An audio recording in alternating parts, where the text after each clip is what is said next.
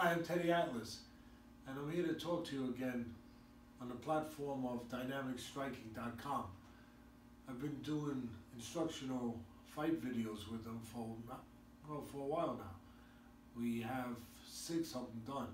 Started out with the fundamentals of boxing with Teddy Atlas, then the peekaboo, and we did legs, we did jabs, signature punches. Just recently we did timing, which is going to be out pretty soon. And I hope you guys are enjoying it. It seems like you are, because there seems to be a lot of interest in them. And it got me thinking a little bit that it seems like we just recently came up with the idea of doing instructional videos, but fight videos. But the truth is, I just realized, I was just thinking about it, I was doing this 35 years ago, before any of this became a fad, before we moved into the more sophisticated world of being able to stream videos and everything else. In those days we did a video and it was on a tape, it was on a VHS, I guess, and you know, then you would have to ship it to somebody. But now, of course, we have the technology we have. But I had forgotten that I was involved. I thought I just started it now, which has been a great thing for me because, well, I'm a teacher, I'm a trainer, but I'm at the point in my life where I don't always want to commit to training a fighter, to go away to camp, to be that involved with everything that is part of it.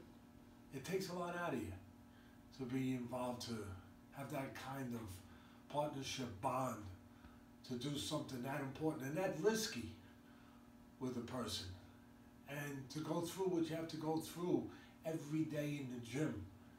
And for as long as the relationship lasts, it could last for years.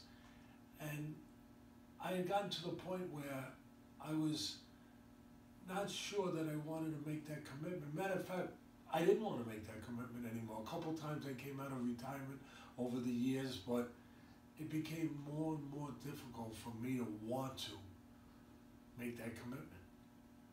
And this made it available for me to continue doing something that, well, Cosimano used to say I was born to do, I don't know, but to teach, to continue doing it without having to go to camp, without having to, well, take that risk with a fighter, with a person in that way, to be able to make videos and get it to so many people. And as I said, it just hit me. I started doing this back in 1985 or somewhere around there. I remember, I'm going to tell you a story where Barry McGuigan was, I believe, the #1 featherweight. He was getting ready to fight Eusebio Pedrosa, who was a tremendous featherweight champion, great fighter. He had great eyes, he had great vision, great defensive fighter, unbelievable. And they had asked me, Bonnie Eastwood, the manager, promoter for McGuigan, had asked me to train him for that fight or work with him for that fight, but I couldn't go over to Belfast. I had a commitment. When you make commitments, even though that was a great opportunity, you keep your commitments, even though the commitment over here was not as big a deal maybe, but it was a commitment. So we talked, and it was decided that I came up with the idea, I'll do a videotape, and I'll show you what his fight plan should be.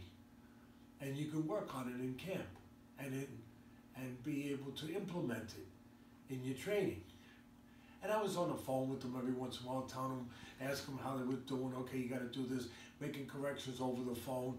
Sometimes I thought he was maybe getting a little overtrained. They said, take off how many shirts you wearing? Well, shirts. They were like surprised. Yeah, how many shirts you wearing? Shirts, plastic, to lose weight, take it off. You're draining yourself. And I would give them tips like that, and okay, you got hit with right hands today, this is why you must have got hit. And we go over, but I sent them I sent them a video. And in the video, again, it was outlining what the fight plan should be. And Pedrosa, being such a great eyes and great defensive fight. He used to block a lot, slip, block. And I noticed in watching video that he could slip punches with his eyes closed.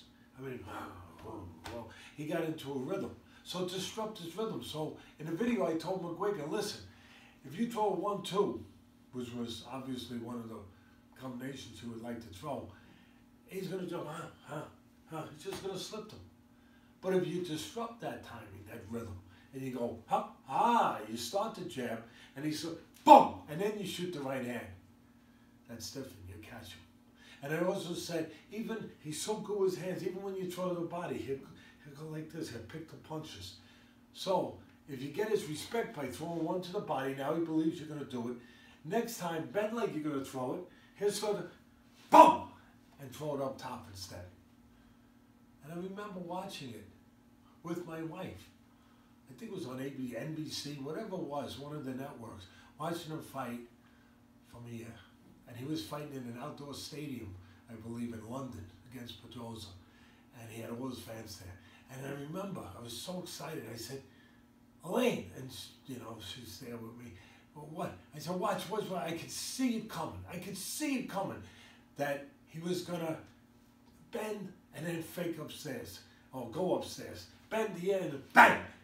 And sure enough, he did it. And I don't remember now if it was that one or the one where he started it, boom, and then he shot the right hand. I believe it was off the fake downstairs, and he caught him, but he dropped him. He dropped the great Pedrosa, and he did it with one of the punches that I had talked about in the videotape. It was a great feeling. It really was. And on top of the final thing I'll finish with was when I made the videotape to him and said it would work and these things are the things you need to do, I even said, you're going to wind up dropping him. And sure enough, he did. And he won a world title. And I didn't realize then, I was already started with a career in video training, which would be picked up again in a real way 35 years later. Hope you guys enjoyed.